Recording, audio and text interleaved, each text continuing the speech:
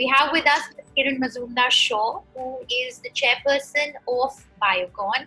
The company is a complete model of Atmanirbhar. So let me begin by asking you, what does Atmanirbhar mean for you? I always believe that Atmanirbhar, which actually stands for self-reliance, starts with self-belief.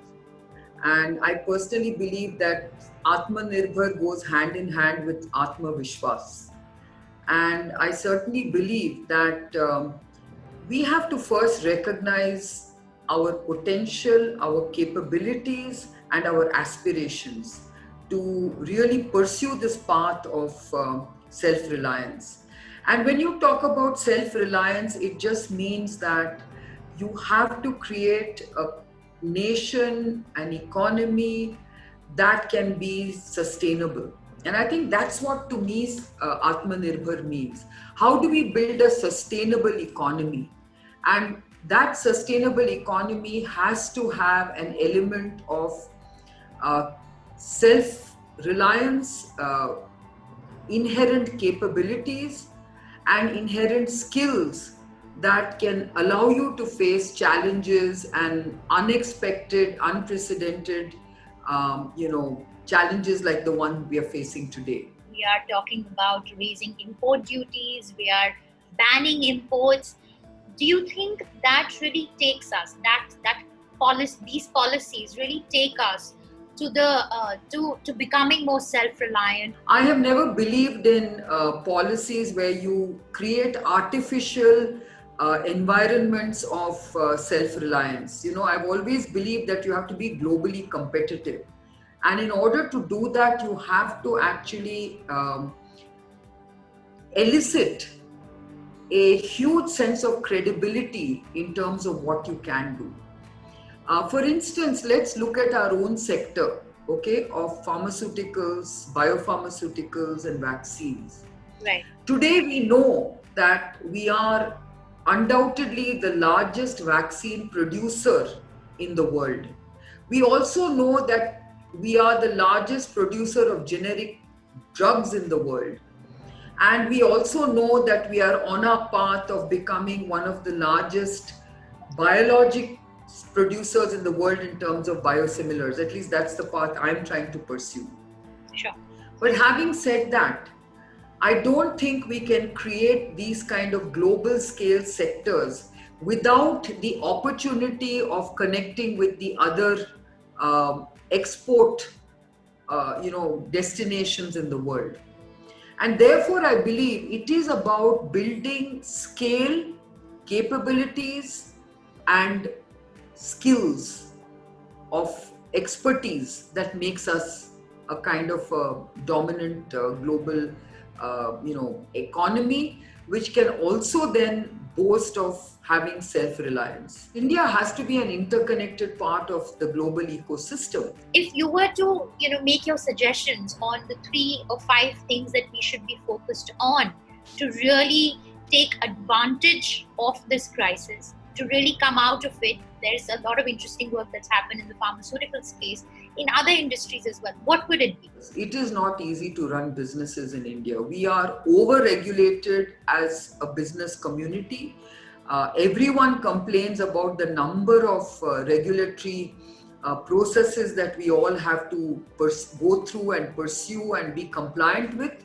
Many times it's impossible to do that. So many times you are non-compliant for no fault of yours, but because of the way the regulations are set up. How do you see the economy shaping up post this pandemic? I am very optimistic, Shweta, about recovering and, being very resilient about bouncing back, for the simple reason that we've now inadvertently created a huge digital opportunity for our economy. Sure. And that itself should allow us to leapfrog in many, many ways. And I think that also allows us to bridge a lot of deficits and challenges that we've had both on the regulatory front, on the economic front, and create new kinds of economic opportunities for people across the board. I, for one, believe that this is our opportunity to connect rural and urban India digitally. Because without that digital connectivity, we cannot have equity in our economic opportunities. So I really think whether it's education, whether it's healthcare, or whether it's new jobs, look at the way even agriculture can be now augmented in terms of their market access through digital technologies. Look at the way we can actually, deliver healthcare through digital platforms. Telehealth is now becoming a very big opportunity. Which I think is not something that you should just sort of mock. Work from home kind of model that has come about has also created a very different way of working. And that also opens up new kinds of job opportunities and, job models. Specific sectors that you think will do really well that could get an impetus in the post-COVID economy?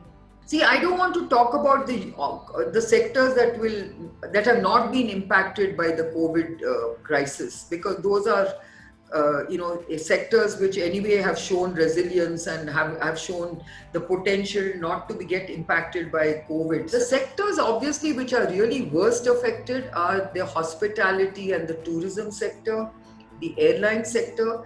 But even that I feel will bounce back in a few months, because I do believe that while such pandemics do burn themselves out naturally.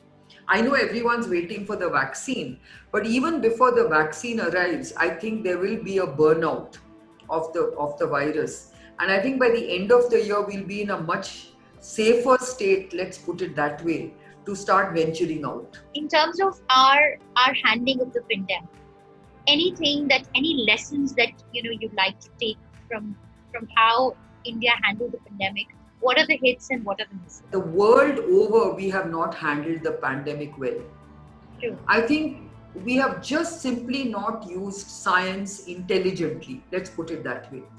Many of the countries, including in India, we have done a very trial and error approach to handling the pandemic. Some of it has worked and some of it hasn't worked. I just want to wish everyone a very, very self-inspiring Independence Day, because I think we need to feel inspired. And I think Independence Day is a day that always inspires me. So I hope that inspiration leads to a sense of independence and I don't want to call it self-reliance, but self-confidence.